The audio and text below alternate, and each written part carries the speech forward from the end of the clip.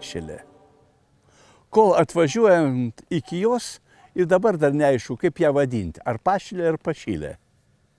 Bet nuo žodžio šilas, ir jau jinai žinoma kalavijuočių ir kryžiuočių ataskaitos iš 1340 plius minus metų. Bet mes atvažiavom žiūrėti bažnytėlę. Ir kada pasižiūri į bažnytėlės istoriją, nustembi. Pasirodo, ji labai senai yra žinoma kaip bažnyčia. Ir dokumentuose yra kažkur užsiminta, kad 1457 metais, statant Šiluvos bažnyčią, tiksliau sakant, jai fundacinį aktą, pasirašo Pašilės klebonas. Ir tai rodo, kad toje vietoje jau bažnytėlė stovėjo ir kad buvo gana įtakinga. O kada pasižiūri dar geriau, šiandien tai tarsi būtų Žemaitijos kažkoks užkampis. Pasižiūrėkit, kokioj spalvingoj vietoj randasi. Ir apie ją dar pašnekėti verta. Todėl, kad tai vėl mūsų sudėtinė Lietuvos dalis, kuri ne kiekviena mums žinoma. Apsilankius bažnytės viduj, matom, kad interjeras yra vienanavis, pati bažnyčia yra lotyniško kryžiaus formos ir 3 altoriai. Ir dar ką noriu atkreipti dėmesį. Tarsi nieko ypatingo, bet kada pasižiūri statistiniu požiūriu, vėl matai tautinės architektūros ir tautodailės labai gražų santykį. Tai tiek altoriai, tiek bendra koloristika labai gražiai susišaukia. Ir mums retai matosi, kad būtų interjeras iš žalių arba šviesiai mėlynų spalvų. Bet čia kažkodėl tai buvo įvesta ir labai, pasakyčiau, lietuviškai, lyriškai atrodo. Iš kitos pusės agresyvios kabutėse, aš sakau, kaip dailininkas dailininkams. Grindys vėl savaitiškai papildo šitą interjerą. Ir aš pajuokausiu, netgi noras atsiranda atsiklūpti psichologiškai. Štai toksai įdomus tautodailės reikalas.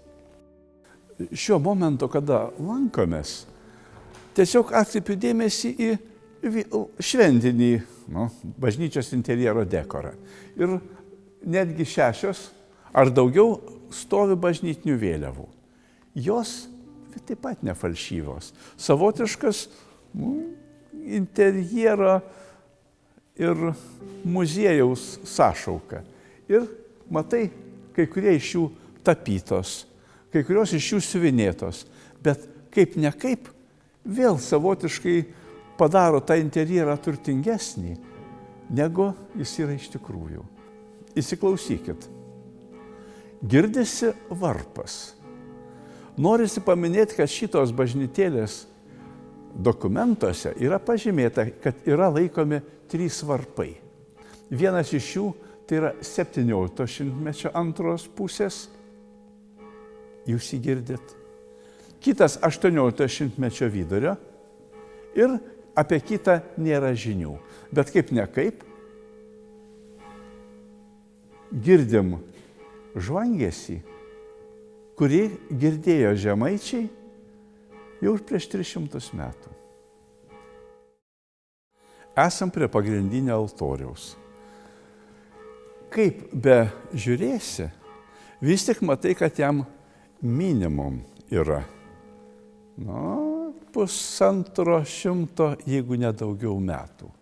Aiškiai matosi klasicizmo bruožai. Tačiau tai yra tautinio klasicizmo, tautodailės klasicizmo bruožai. Nes tiek ir skulptūrėlėse, tiek ir tose proporcijose visur jaučiasi kopija nuo profesionalo. Bet pažiūrėkit, kaip viskas gražiai suveista ir nebanalu. O štai kitas dešinysis altoriukas.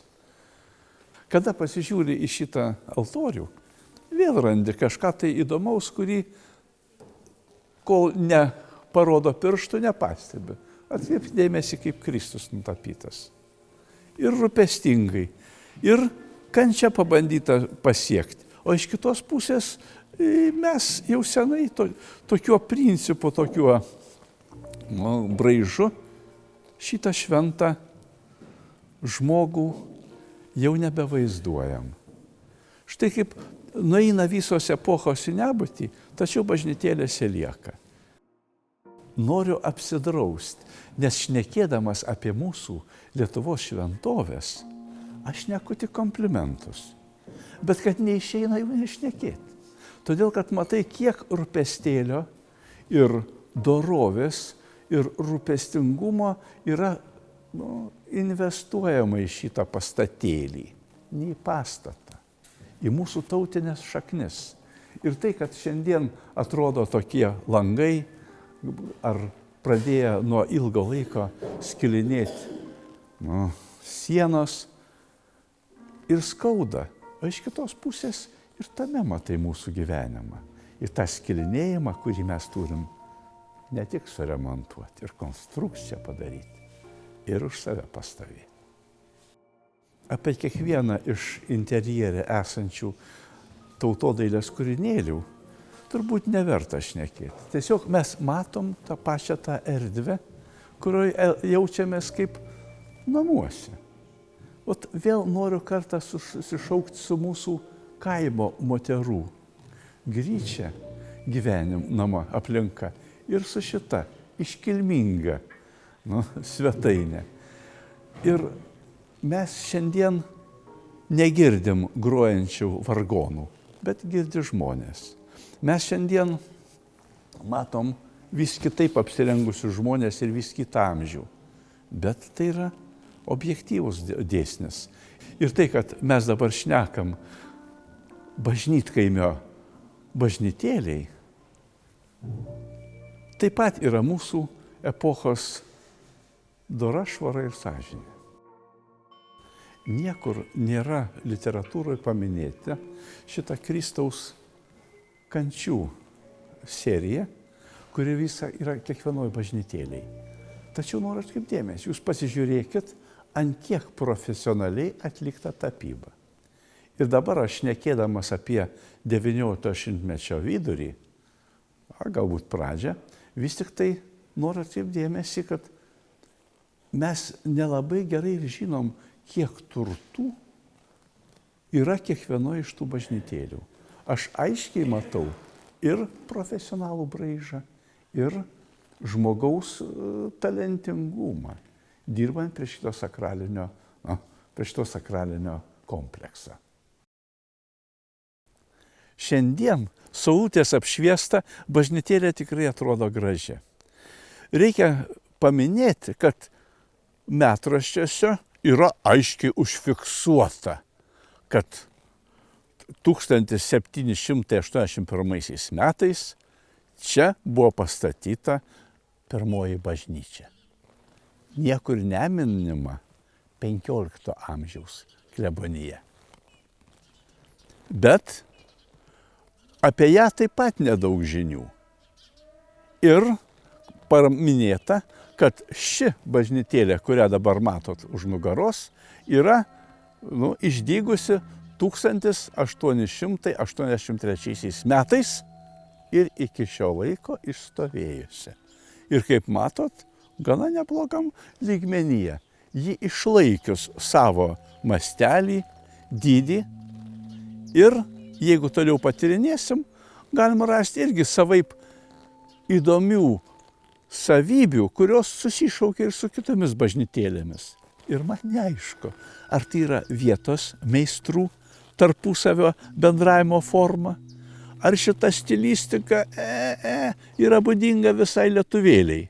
Nes kada pasižiūri koplytstulpius, tai randi tą pačią braižą ir Žemaitijoje, ir Aukštaitijoje, ir Suvalkijoje. Panašus dalykas yra ir su mūsų mediniam bažnytytėm, bet apie tai vėliau.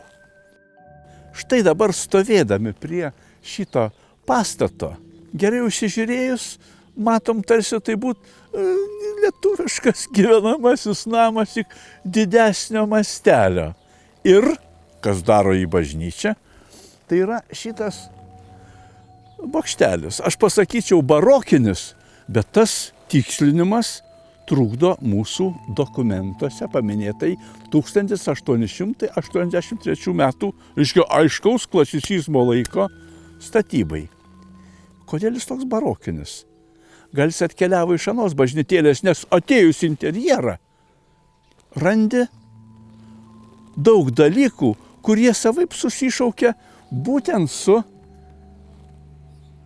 18 šimtmečiaus pabaiga. Ir tapyba, ir kai kurios skulptūros, ir netgi mažai kas atkreipė dėmesį. Centriniam altoriui viršus pripjautas. Ir neaišku kodėl. Ar lubos buvo vėliau padarytos, ar anas altorius netilpo naujojai.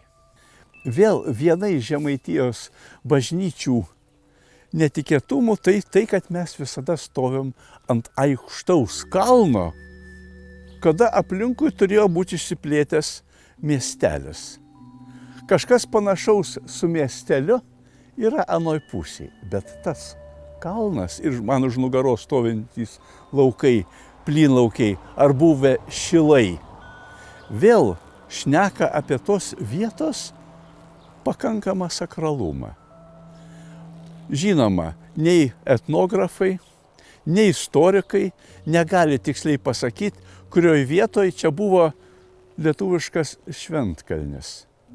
Bet kad jis buvo, tą mini jau 14 šimtmečio istoriniai kryžiuočių dokumentai. Taip kad mes galim tik tai šnekėti, kad stovim šventoj žemėj, kuri buvo šventa ir prieš katalikybę, ir dabar.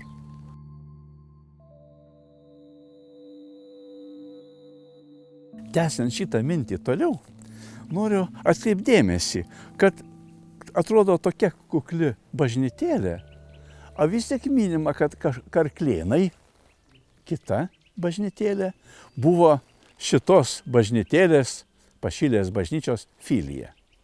Taip kad vėl matai aną religinę struktūrą, kuri ir dabar yra išlikusi. Ir mes, dauguma žmonių, kurie išsivystė iš beždžionės dar tarybiniais laikais, atrandam tą senovinę išmintį, kuri nuo seno pulsavo mūsų krašte. Einam toliau. Šventoriuje noriu parodyti stovintį daugiau negu kad kuklų koplytstulpį. Ir jame parašyta, kad 1881 metais bažnyčia šventė savo 200 metų sukaktį ir jis buvo pastatytas. Tačiau pasižiūri į interjerą šitos koplytėlės ir vėl matai tuos šventuosius, tokiuos lietuviškus, tokiuos klasikinius, Galaunės knygoje aprašytus, kad darosi ne tik graudu, bet tas graudumas, tas šlapumas yra savotiškas vanduo reikalingas tautiniam betonui. O rūpintojėlis. Tipinė rūpintojėlio forma, kuri, kaip nebūtų keista, iki šio laiko teologų svarstoma, kas čia vaizduojama. Nes taip susimašiusio Kristaus mūsų klasikinė teologija ne visada gali paaiškinti, kodėl. O mūsų lietuvybės tautodailėje būtent tai yra klasikinė poza. Matot? Vėl jaučiam sąšauką su šita žeme. Ir su mūsų tikyba, apie tą tikybą, kuri nesiskirsto į konfesijas. Mes tikėjome ir būdami pagonys, ir būdami krikščionys, ir dabar ufonautų pasėti. O apie šitą kūrinėlį, Lurdą, nesinori net ir komentuoti. Man tiesiog miela matyti šitos lauko akmenis, kuriuos kažkada tai žmonės sunešė, tikėdami tuo, kuo privalom tikėti. Ir jūs pasižiūrėkit, jie atrodo ir sumėtyti atsitiktinai, bet vėl duoda mano Lietuvai, mano Žemaitijai tai, ko žodžiai niekada nenusako. Gali muziką girdėti, jeigu ją girdi savo ausyse. Ir štai stovėdami prie vieno iš tų akmenų, mes ir iki šio laiko dabar sunkiai galim pasakyti, kokia mūza šitą akmenėlį čia pastatė. Galima suprasti, kad specialiai ta duobė yra padaryta šventam vandeniu laikyti. Bet galima lygiai tą patį suprasti, kad galbūt prieš istoriniais laikais tai buvo durų staktos konstrukcija. O galbūt tai buvo indas, kuriame mūsų moterys grūdus trindavo, kai malūnų nebūdavo. Štai kaip įdomu. Kokia įdomu mano Žemaitija. Paprastai yra įprasta, kad šventoriai kažkada tai būdavo kapinės. Taip pat yra įprasta, kad šventoriuose yra buvusių kunigų palaidojimai į dabar. Tačiau pasižiūrėjus Pašilės šventorių, nustembi. Yra vienas kitas kryžius, vienas kitas koplytstulpis, tačiau kapų ar laidojimo proceso beveik nesimato. Tačiau matosi. Pasižiūri į šitos Dievo neužmirštus, bet mūsų užmirštus antkapius. Matai juose lotyniškas raides, kurias perskaityti nebegali, todėl kad jos apaugę samanom. Vėl jauti tą žilą mūsų Lietuvos istoriją, apie kurią daug ką prisimenam ir apie kurią daug ką esam jau ir užmiršę. Parodysiu dar daiktą, kurio nenorėčiau niekada rodyti, jeigu ne aš būčiau. Matote šaligatvio plyteles? Savo laiku man būnant Šiaulių miesto vyriausių dailininkų teko projektuoti jas. Tai yra mano projektukas. Ir kada jisai atsidūrė čia Pašilėj, bažnytėlėj, atsitiktinai aš juos čia radau, bet paglostė širdį. Štai ir stovi toks autorius. Bet tos bažnytėlės autoriai mes visi. Aš tik parodžiau vieną smulkmenėlę, tiesiogiai susijusią su mano biografija. Įdomu. O dabar dar parodysiu paskutinę įžymybę. Tai raktą. Štai šitam raktui netoli 200 metų. O ką man toliau pakomentuoti? Nekomentuosiu. Parodžiau tai, kas yra mano dabartinis gyvenimas.